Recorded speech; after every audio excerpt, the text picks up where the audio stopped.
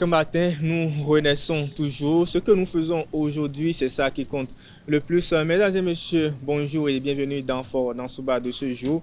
Votre rendez-vous matinal de ce lundi 30 juin 2025 au sommet de Boulou Info. Aujourd'hui, une session spéciale du CEP prévue ce lundi pour les candidats absents ou malades. En Ituri, 6 groupes armés signent un nouvel accord de paix en RDC. En Inde, le crash du vol 171 d'Air India fait toujours l'objet d'investigations poussées, y compris sur un possible sabotage.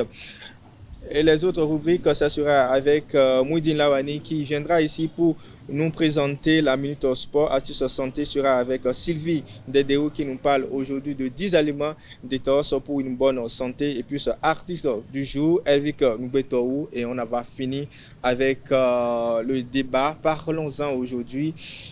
Générosité, bienveillance, est-ce toujours récompensée? Le décor ainsi planté, mesdames et messieurs, installez-vous confortablement, on revient après ceci.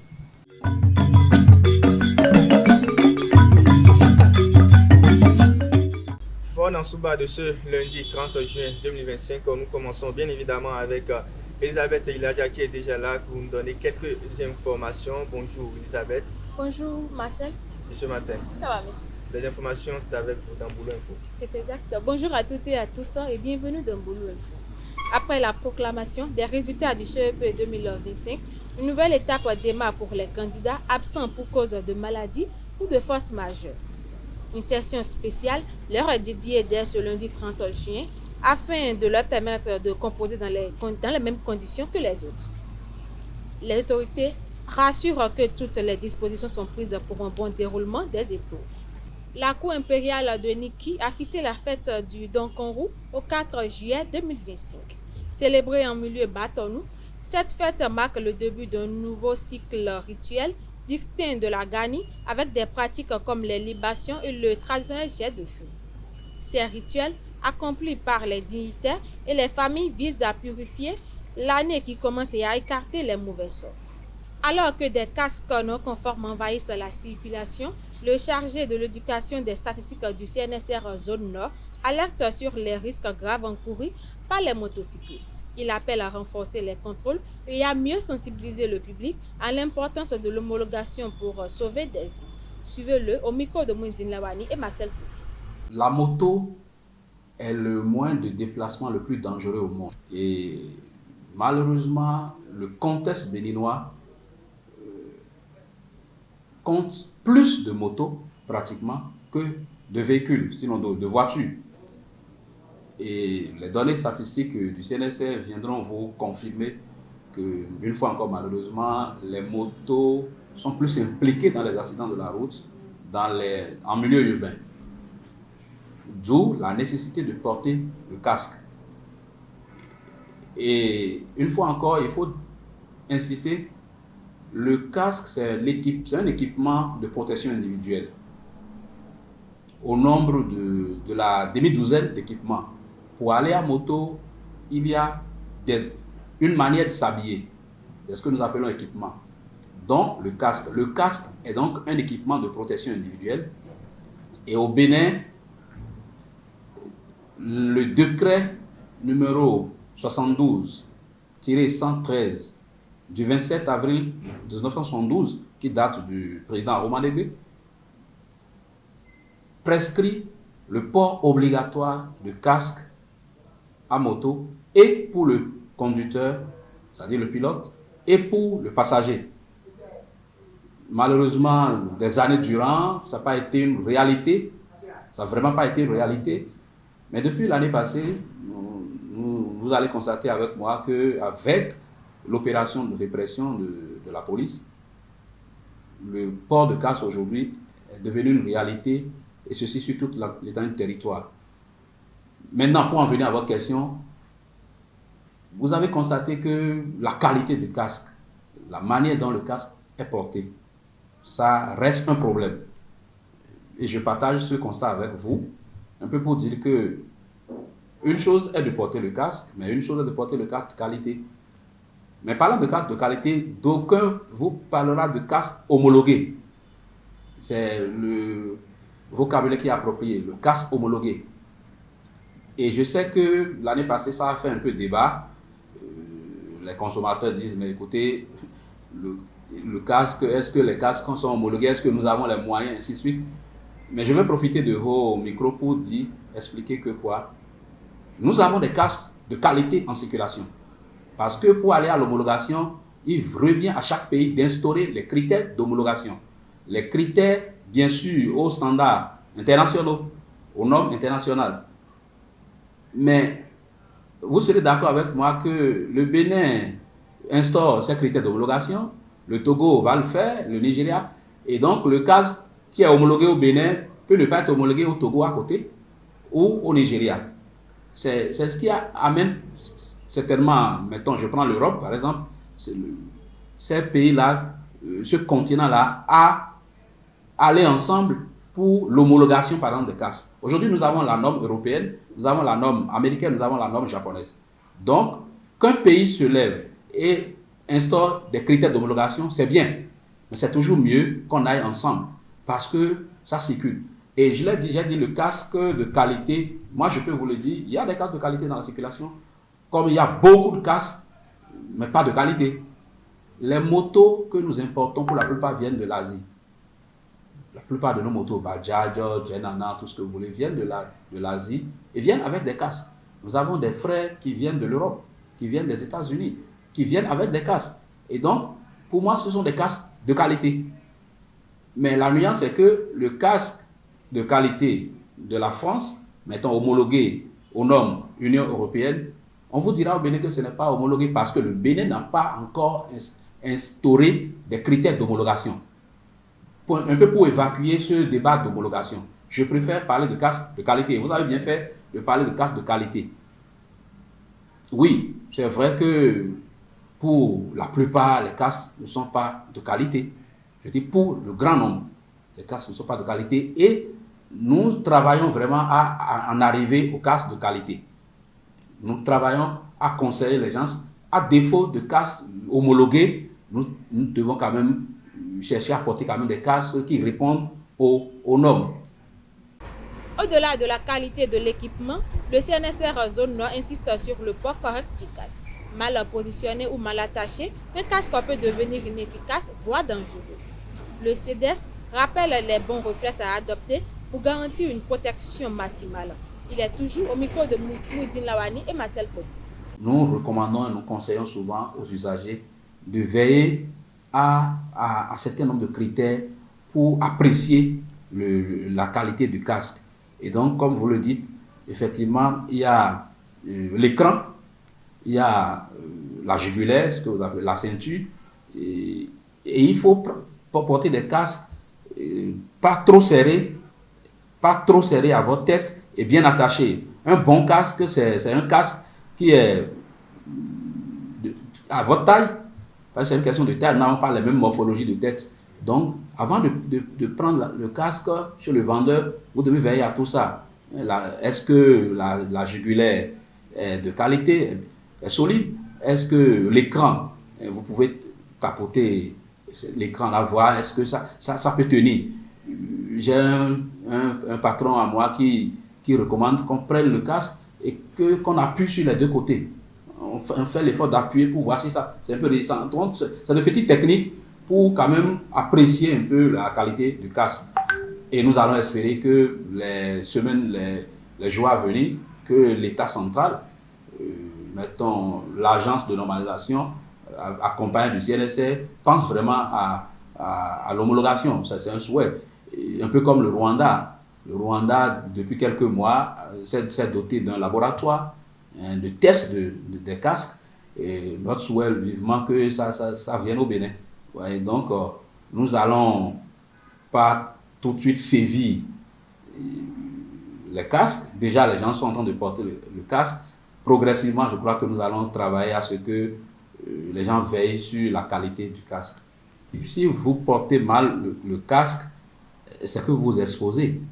Parce que le casque, quand c'est bien porté et quand il est de qualité, réduit de 70% les risques de traumatisme, réduit de 40% les risques de décès. Donc, si vous vous exposez à porter du n'importe quoi et n'importe comment, c'est que autant ne pas porter le casque. Autant ne pas porter le casque que de porter. Je vois des casques de chantier sur certaines têtes, je vois vraiment de n'importe quoi. Excusez que je parle comme ça. Et donc, celui qui s'amuse, on ne porte pas le casque pour le policier. On porte le casque d'abord pour soi et pour sa sécurité. Mais donc, si le casque ne peut plus jouer ce rôle, autant ne pas porter. Donc, une fois encore, nous exhortons nos usagers de la route, notamment nos usagers qui sont en moto, de se payer des casques de qualité et de bien porter ces casques-là pour éviter, en cas de choc, les traumatismes crâniens et le décès. Hors de nos frontières, 6 groupes armés dont la Codeco ont signé un accord de paix le samedi 28 juin à Aru, dans le nord-est de la République démocratique du Congo, après 5 jours de dialogue soutenu par la MONUSCO.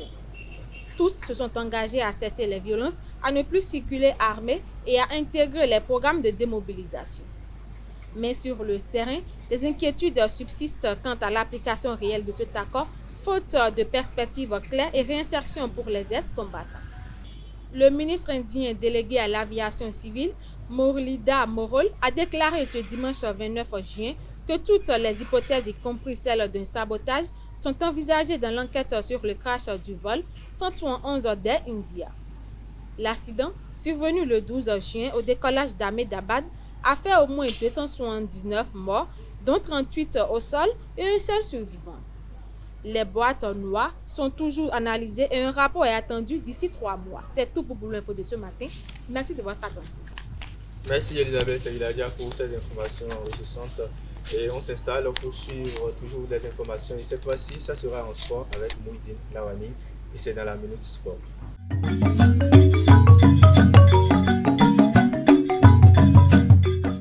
Le sport, la santé sur ce plateau de Fort Nansouba avec Mouhidine Lawani qui est déjà là tout beau ce matin pour nous donner quelques informations sportives. Bonjour Mouhidine Lawani. Bonjour Marcel Coty. Et ce matin? Ça va très bien. Et de ton côté? Ça va, mais qu'est-ce que c'est Babichette là ce matin? C'est la jeunesse, hein? Ah bon? Oui. D'accord, les informations sportives avec vous, qu'est-ce que vous nous ramenez aujourd'hui? D'accord, merci Marcel Coty, amis internautes de Isaïe Télévision. Bonjour à vous. Dans la Minute Sport de ce matin, ce samedi, les rideaux sont tombés sur la 5e édition du championnat national scolaire. Démarré il y a 8 jours, les finales au football ont couronné le CEG 1 Basila, champion aussi chez les garçons que chez les filles. Avec ce sacre, le CEG 1 Basila va représenter le Bénin lors du tournoi UFOA B, qualificatif pour le prochain championnat d'Afrique de football scolaire qui aura lieu du 2 au 4 décembre, autant pour moi, 2025 au Burkina Faso. Les jeunes guépardos du centre d'excellence de Misrité ont été sacrés champions de la phase des réservés du tournoi international MIC football des moins de 15 ans à Punta Cana en République dominicaine, frappé par 2 forfaits en raison de 2 absences liées à des questions logistiques et administratives. Les jeunes du centre d'excellence de Misrité ont gardé le moral haut et ont réalisé une compétition correcte en marquant 25 buts en 5 matchs.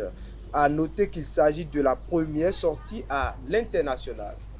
Le coup d'envoi de la 3e édition du Baroutem Challenge Cup 2025 a été également donné ce samedi au stade Omnisport de Niki en match d'ouverture. Semarou FC, le champion en titre, l'emporte sur un score de 3-0 face au Pigeon Blanc FC. Cette première rencontre donne ainsi le top de 2 mois de challenge qui va s'étendre jusqu'au 30 août prochain. Ce dimanche 29 juin 2025, la grande finale senior du championnat départemental de Maracana, Ligue Zoukoline a tenu toutes ses promesses. Opposée à l'équipe de Prestige MC, la formation de FAL MC de Zobodomé a su imposer son rythme et son expérience en battant 3-1 son adversaire dans une ambiance survoltée. Une performance de haut niveau qui leur permet d'être sacrée équipe championne senior de la Ligue Zoukoline 2025. Et pour boucler avec la Minute Sport de ce matin, la session 5 de la licence DECAF pour le compte de l'année 2025 va démarrer ce lundi 30 juin. À cet effet, la Fédération béninoise de football FBF invite les stagiaires à se présenter à la date indiquée à 8h au siège de l'institution de Porto Novo. Les 30 participants dont les noms figurent sur la liste sont priés de se munir de tenues de sport, de chaussures crampons, de chaussures basket, de clés USB, de supports de prise de notes et d'ordinateurs pour participer à la formation. Voilà l'essentiel à retenir pour la Minute Sport de ce matin. Merci beaucoup Moudine Lawani pour ces informations sportives. On va enchaîner cette fois-ci avec la santé. Et puisque le sport, c'est la santé, dites-moi, connaissez-vous des aliments détox pour une bonne santé? Les aliments détox pour une bonne santé, peut-être, hein? Peut-être. Vous n'en connaissez peut-être pas. Oui, peut-être que je peux citer l'ail et le gingembre. Et Sylvie viendra nous dire ce qu'il en est tout à l'heure et c'est dans l'astuce santé.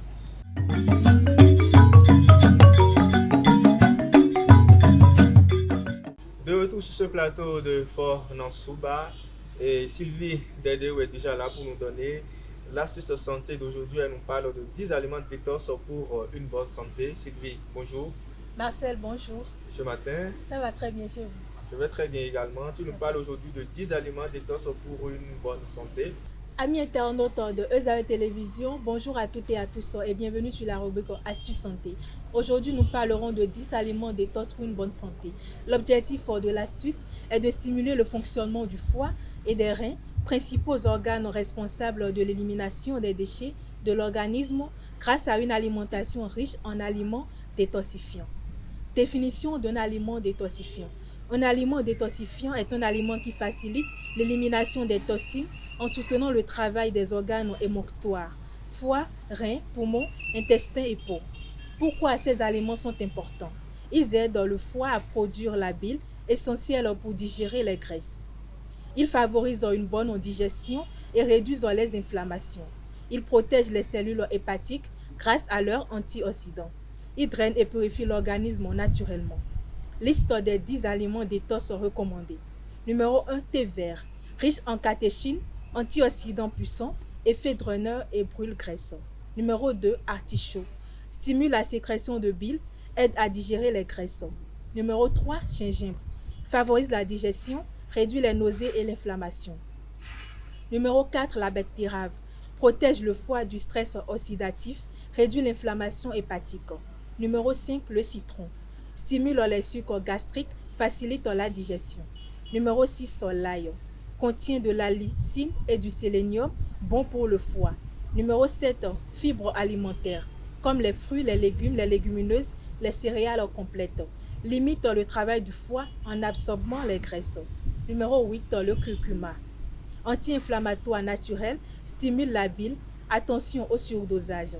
Numéro 9, le pamplemousse, brûle les graisses, riche en vitamines et antioxydants. Numéro 10, bouillon de légumes, riche en eau et minéraux, effet drainant et diurétique. À éviter pour ne pas surcharger le foie.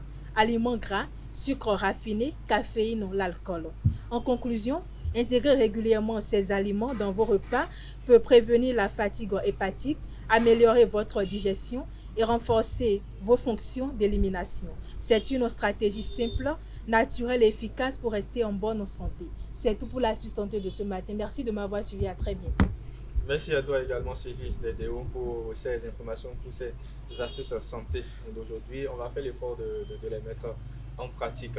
On va continuer cette fois-ci avec Eric Mbetao qui viendra ici nous parler de son artiste du jour. Aujourd'hui, il s'agit d'un comédien qui est à la fois graphiste. Son nom c'est Vaco.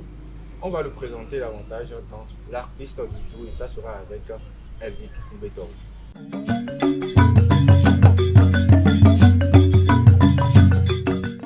l'artiste du jour, c'est avec Elvic Ngbeto qui est déjà là pour nous parler comme d'habitude de son artiste. Aujourd'hui, tu nous parles de Vaco, comédien graphiste.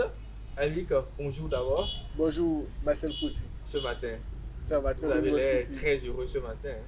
Oui, comme tous les matins. Vous avez pris de la pâte avant de venir. Ah, même pas. Alors, Vaco, artiste, comédien graphiste, de qui il Effectivement. s'agit? De son vrai nom, Evra Kanchede, Vaco est un étudiant à la faculté de droit et des sciences politiques de l'université de Parakou. Né à Ouédémé et ayant grandi à Glazoué, il est également artiste comédien au sein de l'ensemble artistique et culturel des étudiants de Parakou. À l'université, il découvre sa passion pour le graphisme, un talent qu'il a rapidement pu mettre au service de son ensemble et de la communauté de Parakou. Il a commencé le graphisme en 2021 après une formation suivie à l'agence Aimé Design. Il a par la suite réalisé plusieurs affiches pour l'UACEP et bien d'autres. Son objectif est de partager ses connaissances avec d'autres passionnés du graphisme. C'est tout pour l'artiste du jour. Merci beaucoup, Elvic Ngbeto, pour l'artiste du jour. C'est court, c'est bref. J'espère qu'on va le recevoir dans le jardin culturel bientôt pour Très bientôt. en savoir davantage. Merci à vous. On va cette fois-ci prendre une pause et revenir pour Parlons-en.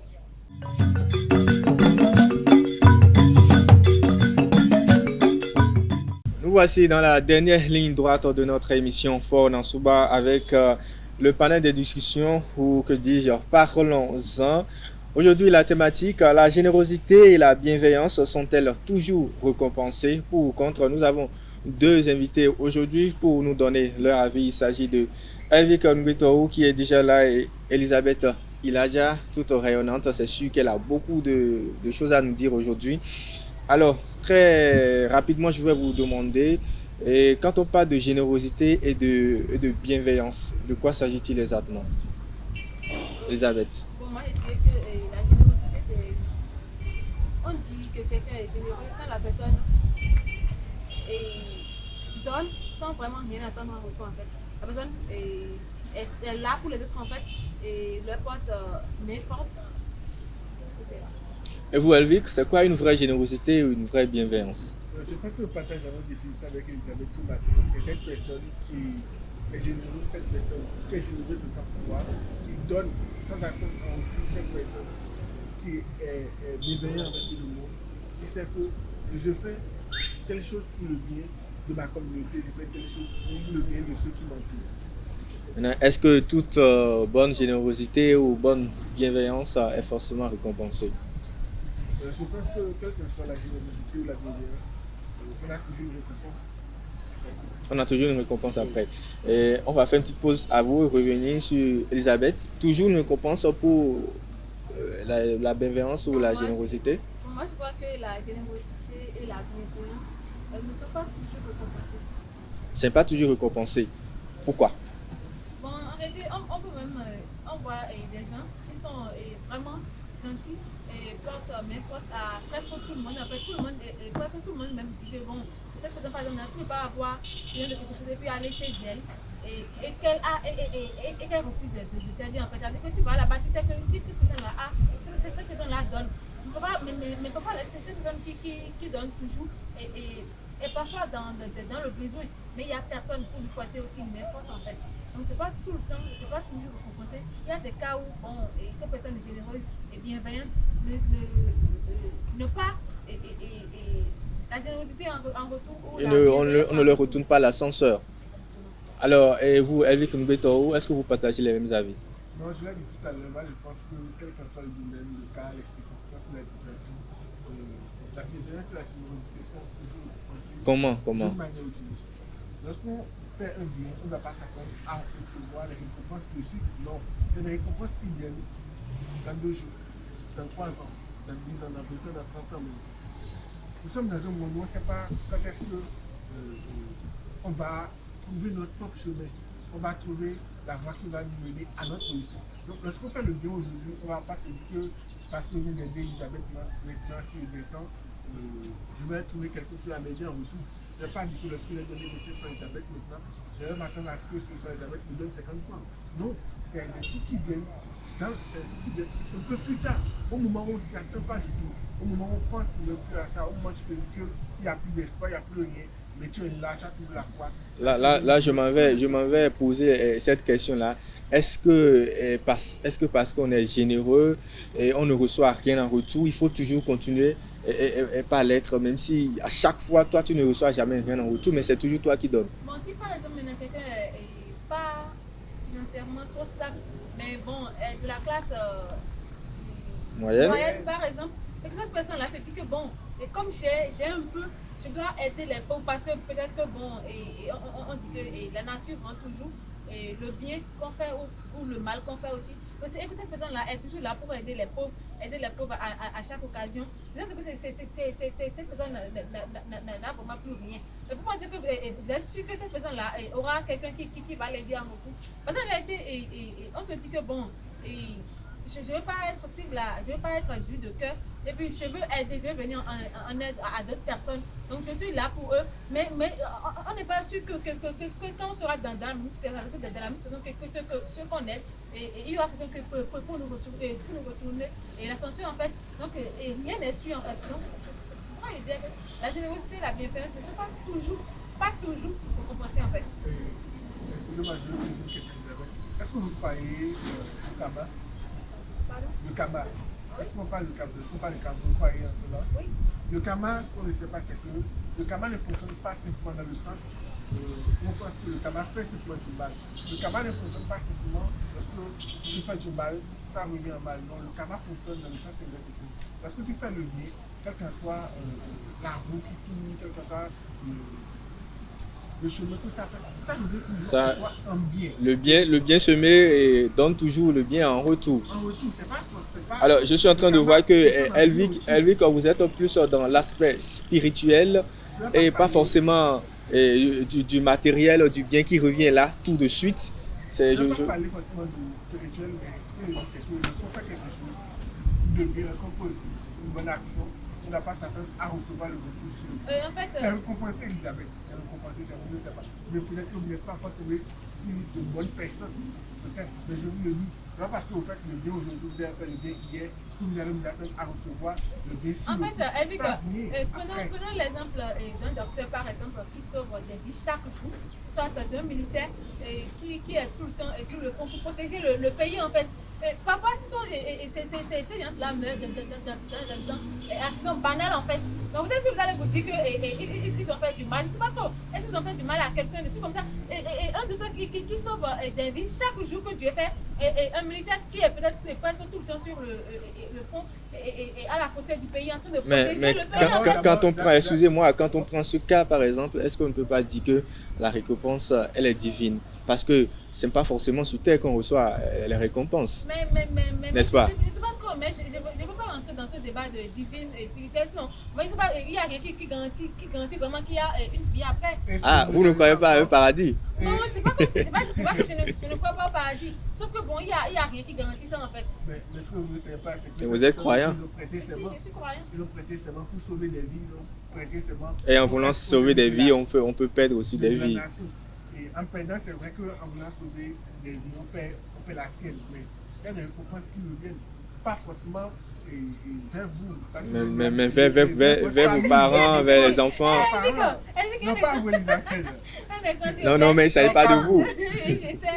Mais ça revient auprès de vos familles. En fait, Elvic, si par exemple, maintenant, je crois que chaque jour que Dieu fait, et chaque personne prie pour que, bon, le travail que je fais, et que je sois, que les récompenses me reviennent en fait. Donc, si par exemple, maintenant, moi, je m'échine à travailler, à sauver des vies, peut-être pour espérer peut-être une petite récompense de Dieu, et que je ne m'ai pas cette récompense-là, et peut-être que je sois, mais ils vont peut-être dire, bon, c'est pas grave, que ces enfants vont en bénéficier. Et quand c'est pour que moi, mais c'est pas, je ne peux pas du bien eux-mêmes pour bénéficier de leur propre bien en fait. Je vous comprends exactement, mais le monde dans lequel nous sommes aujourd'hui, est-ce que vous pensez que il y a des personnes qui font le bien sans rien attendre en retour? Si, il y a des personnes qui ont des cœurs en or. Elvic? Oui, il y en a beaucoup qui font le bien. Sans rien attendre en retour. Sans rien attendre en retour. Sans rien attendre en retour. Sans rien. Ces personnes-là qui sont toujours cachées quelque part, qui font du bien. Mais on peut les compter au bout des doigts. Oui. Parce que voilà, si on peut les compter au bout des doigts, ça veut dire que quelque part, on a forcément besoin d'être récompensé. Comme le soutient Elisabeth. C'est vrai, je l'ai dit. Des fois, il faut s'attendre à les récompenses parce que tu sais que c'est vrai qu'il y a des situations qui nous imposent cette récompense. On dit que est-ce que tu peux m'aider sur le coup, est-ce que tu peux faire ça. Mais ce qui est recommandé, c'est qu'il ne faut pas attendre sur le champ. Il faut faire le bien, il faut oublier cela parce que vous avez dit que vous n'oubliez pas parler des choses physiques, des trucs spirituels sur la terre. Mais c'est important. Mais c'est important. Mais si. On fait ces choses parce qu'on sait que lorsqu'on le fait, je vais recevoir des récompenses de Dieu parce que je le fais pour le paradis, comme l'a dit. Je vous comprends. Mais si par exemple maintenant, j'ai un groupe d'amis et à chaque fois que mes amis ont besoin de moi, je leur porte toujours mes potes. Je suis toujours là et pour les soutenir. Et qu'en retour, moi, je ne reçois rien. Est-ce que vous allez donc arrêter d'être généreux envers eux? Pourquoi? Mais si, naturellement. Mais vous ne le faites pas pour eux. Non, en fait, vous le faites peut-être pour Dieu. Non, je le fais pour eux. C'est parce que ce sont mes amis que je leur porte mes potes, par exemple. Maintenant. Mais est-ce que vous ne pensez pas qu'en leur faisant ça, une autre personne peut venir vous le rendre à vous? Pas forcément eux. Mais si par exemple, si eux peuvent s'attendre à ce que je sois généreuse pour eux soient bienveillante et que eux en retour ne le sont pas, et ça c'est à quoi en fait? Non, ils ne le sont pas envers vous, mais pas peut-être envers une autre personne. Mais ils peuvent prendre mes choses à moi. Bon, je pense que là, il y a un problème. Moi, je ne vais pas dire que je suis super riche, je ne vais pas le dire, mais j'ai rien fait à donner de l'argent à certaines personnes, parce que je ne vais pas mentir, je ne les connaissais même pas, je les vois des fois, ils me disent, et sous peu pour me donner, 5 francs pour donner, 100 francs pour me donner, telle somme. Et si je n'ai pas menti, je donne. Et des fois, je ne les connais même pas, mais je n'ai pas dit que lui m'a demandé de l'argent, je vais grammer son visage sur ma mémoire. Si le truc dans le futur, il m'a dit non. Non, je n'ai pas là de amis. S'il vous plaît. Oui. Il y a des gens que je suis sûr que je ne vais plus jamais les revoir. Oui, comme ça, monsieur. Oui. D'accord, on comprend. Je comprends. Elvic, Elisabeth, je comprends vos différentes interventions, mais retenons également que quand on parle de générosité ou quand on parle de bienveillance, il ne s'agit pas forcément de finance, il s'agit également de la manière de prendre soin de l'autre, de la manière d'être à côté de l'autre lorsqu'il est dans les moments difficiles. Et parfois, c'est des choses qui ne viennent pas forcément en retour. Merci beaucoup pour votre avis sur ce débat. Et on va se retrouver prochainement. Peut-être qu'on va continuer le débat dans les coulisses parce que je vois que vous n'avez pas assez de temps pour en découdre. Merci à vous, chers téléspectateurs, pour ce rendez-vous matinal. Fort dans Souba de ce lundi 30 juin 2025. Stop et fin, c'est terminé. On se retrouve demain pour un nouveau numéro. D'ici là, portez-vous bien.